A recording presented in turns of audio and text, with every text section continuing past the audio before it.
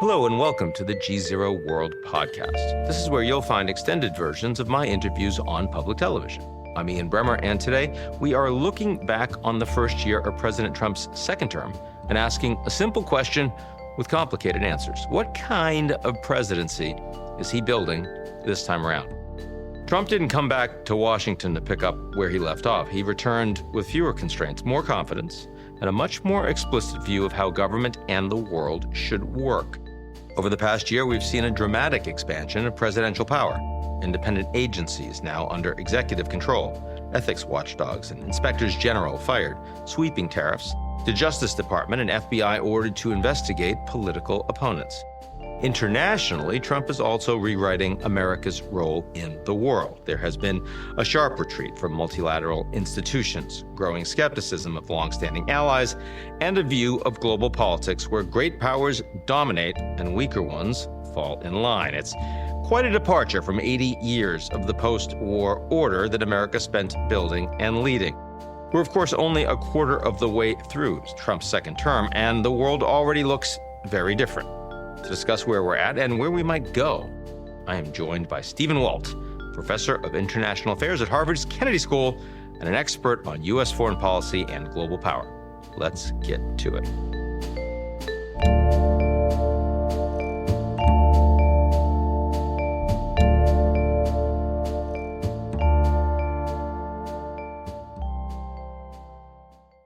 The GZERO World Podcast is brought to you by our lead sponsor, Prologis. Prologis helps businesses across the globe scale their supply chains with an expansive portfolio of logistics real estate and the only end-to-end solutions platform addressing the critical initiatives of global logistics today. Learn more at prologis.com.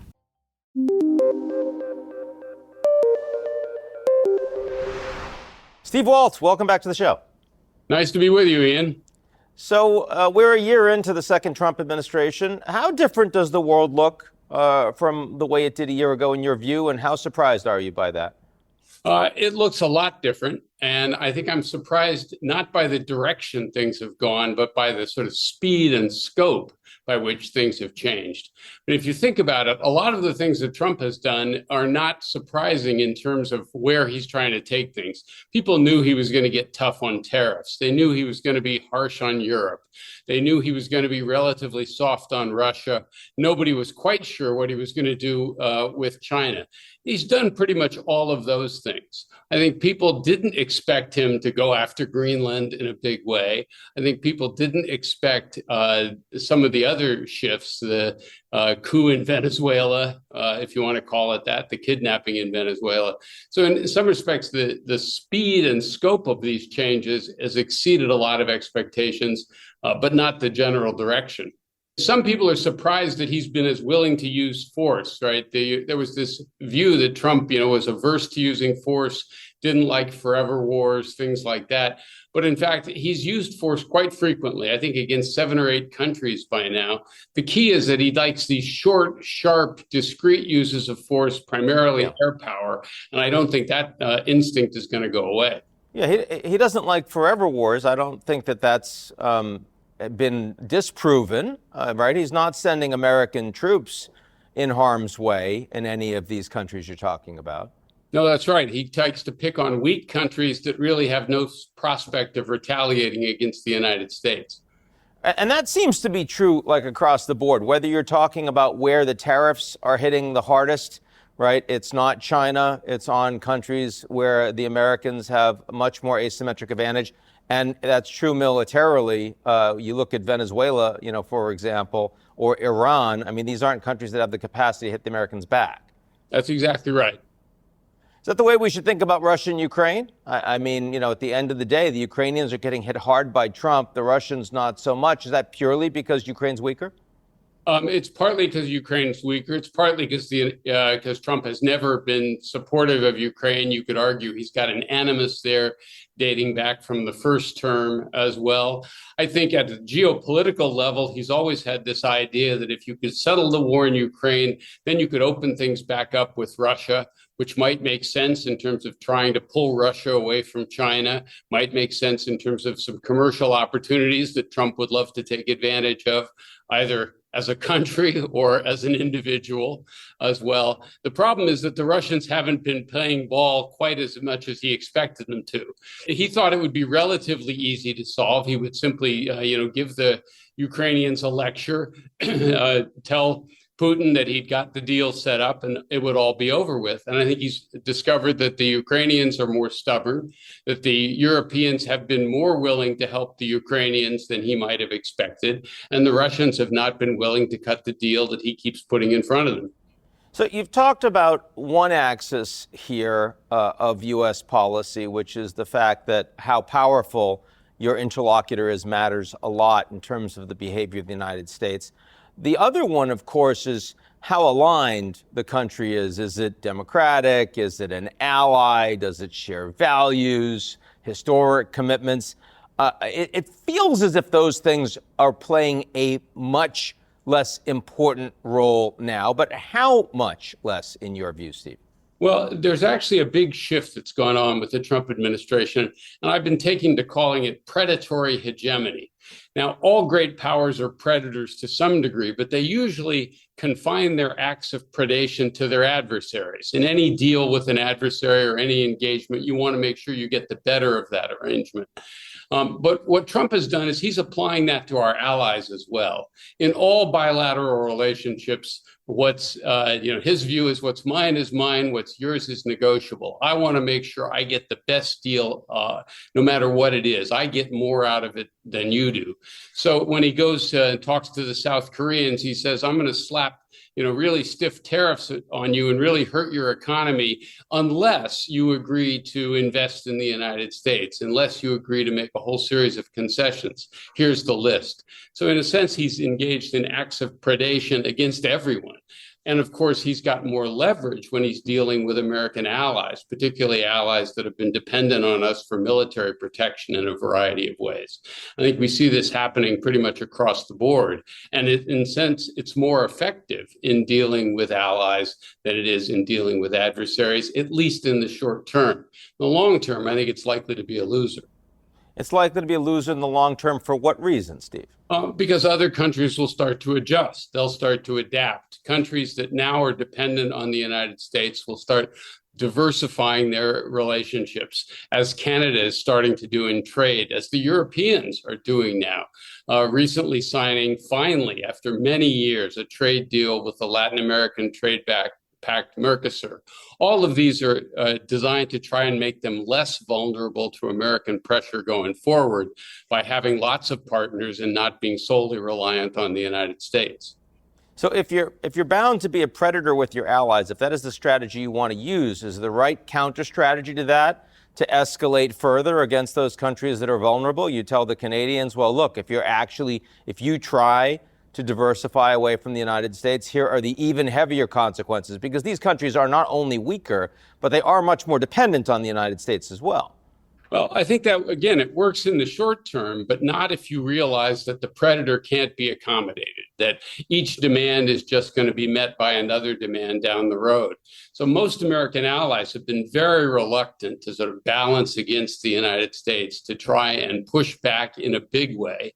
But if you look around the world, the countries that have pushed back, like Brazil, have tended to do better.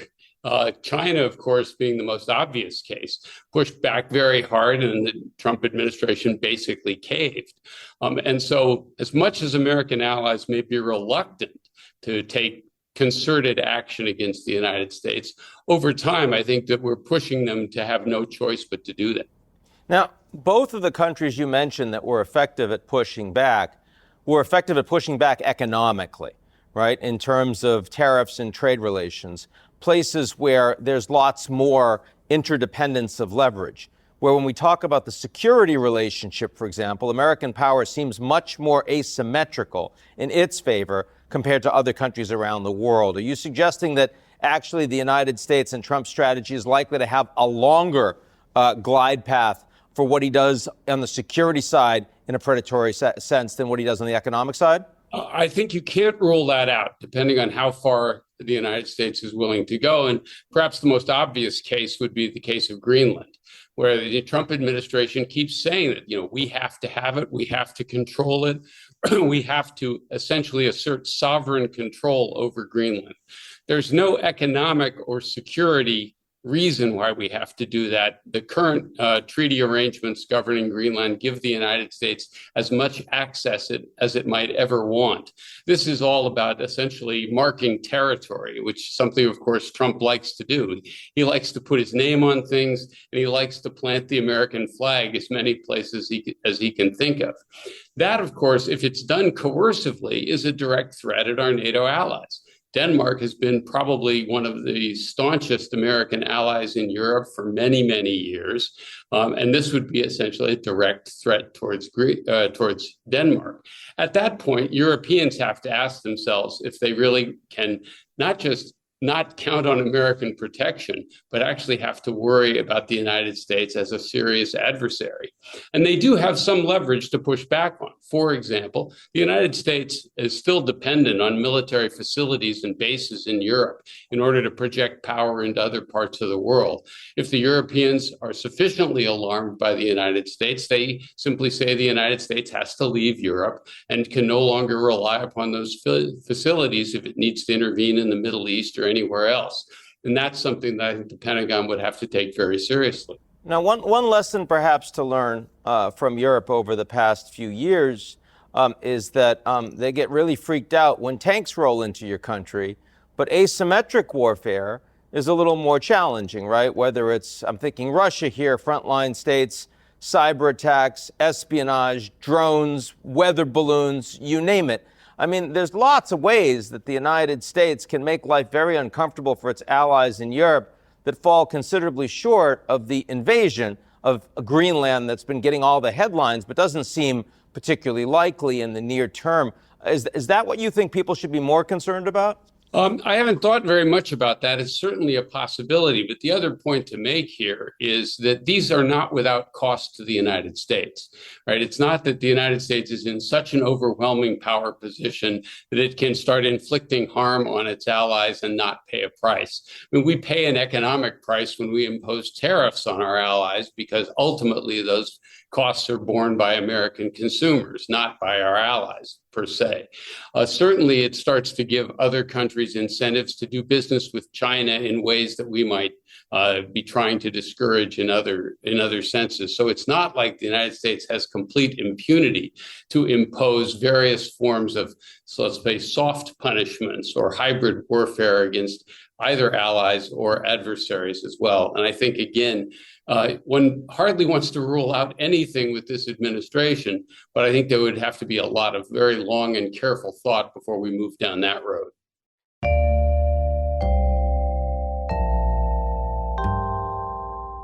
The GZERO World Podcast is brought to you by our lead sponsor, Prologis.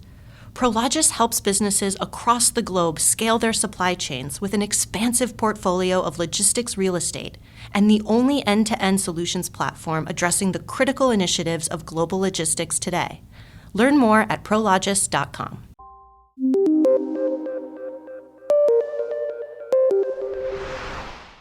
Now, the direct intervention, essentially the rendition, capture of Nicolas Maduro and his wife, I mean, that was a very explicit use of hard power that would not have been considered by a previous administration, certainly not under Biden, really not under Trump the first time either.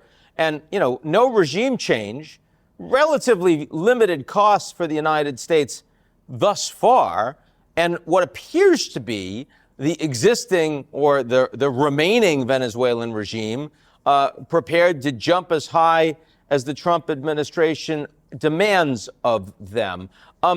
What are the short and likely medium-term implications of that, positive and negative, Steve? Well, the whole Venezuela operation is one we're still trying to sort out.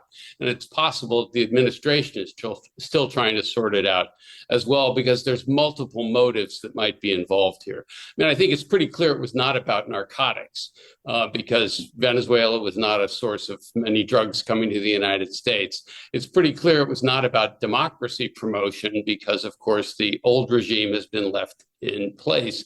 And there wasn't a serious security threat emanating from Venezuela. It wasn't like China was about to put missiles in Venezuela or anything like that.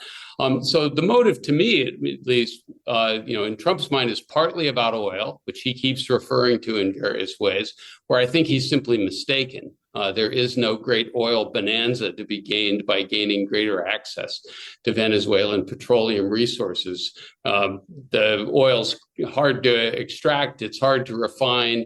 You probably can't do it profitably at current market prices. So there's no oil bonanza there. I think what it's really about is trying to put all of Latin America on notice that this is our hemisphere and we're going to run it. We're going to be in charge, and you shouldn't get too far out of line.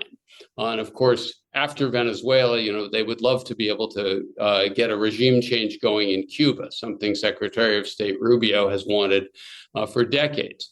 The point here is that they want to put Latin America on notice. And if you read the national security strategy, I think much of that is about trying to limit foreign influence in Latin America. And in particular, I think Chinese influence, although it's not explicitly named in the national security strategy. But there is language about discouraging Latin American countries from entertaining foreign investment, from allowing key assets to be controlled by foreign actors, from trading with foreign partners, et cetera. And I think that they want a situation where they can deny China and possibly some other countries much access to economies in Latin America. The only problem there is that makes the United States solely responsible for the health of those economies. And that's a very big job for Washington to be taking on. Especially as the dominant trade partner of almost all of those countries for quite a while now isn't the United States. That's correct. It's China. And if the United States tries to tell consumers in Mexico or Brazil or Argentina or elsewhere not to buy things from China that are cheaper than what they can get from the United States, and in some cases maybe of better quality than what they can get from the United States, those consumers are not going to be very happy, and those governments aren't going to be very happy as well. So again, I think if the idea here is trying to exert almost total control over the political and economic decisions in those countries, this is a long-term loser. So, as you said in the opening, the direction is not all that surprising, but the speed and the impact has been greater than you would have expected a year ago.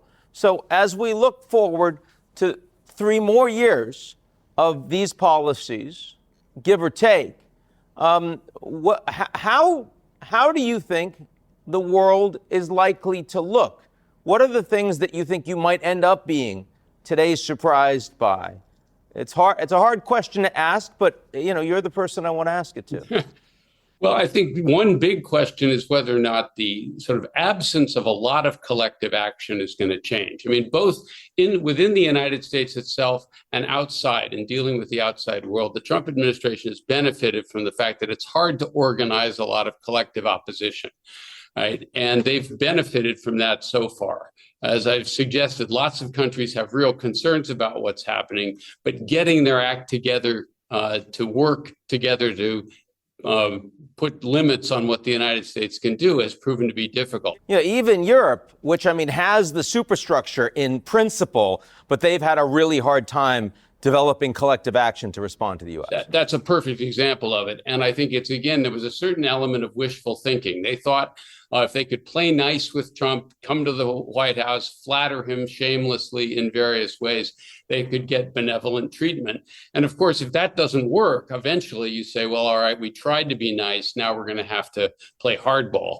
The way some other leaders have done more successfully. So that's, I think, one big question.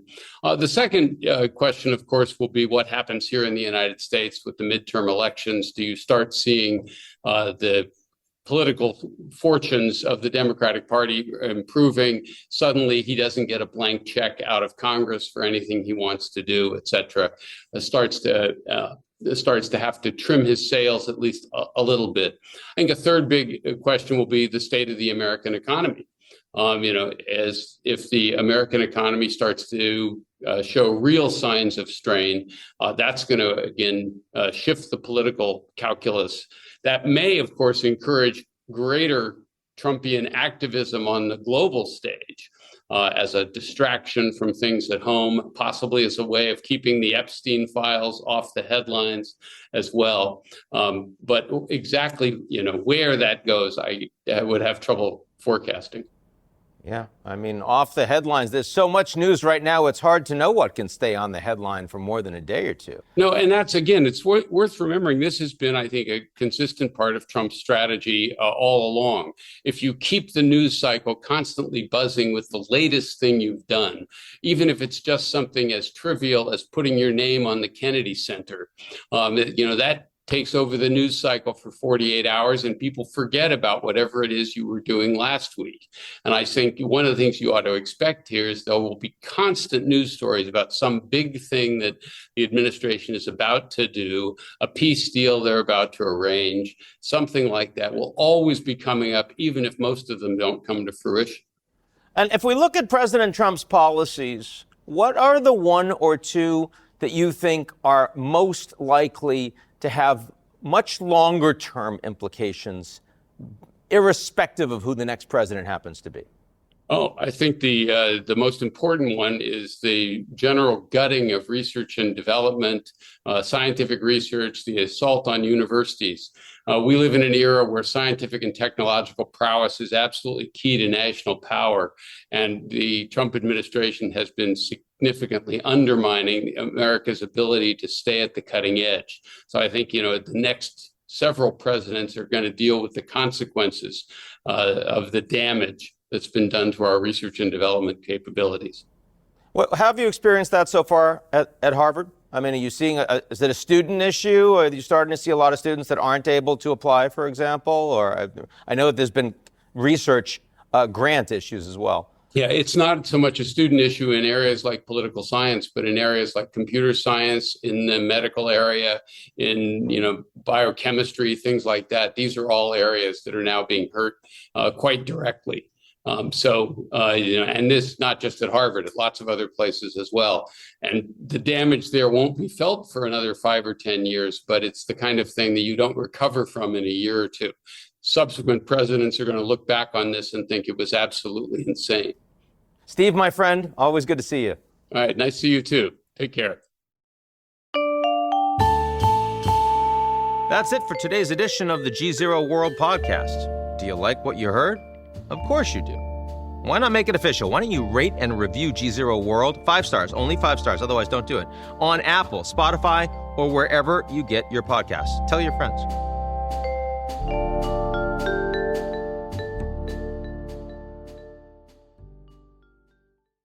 The GZERO World Podcast is brought to you by our lead sponsor, Prologis.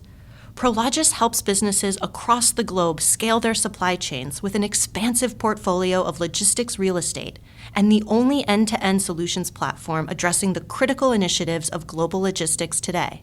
Learn more at prologis.com.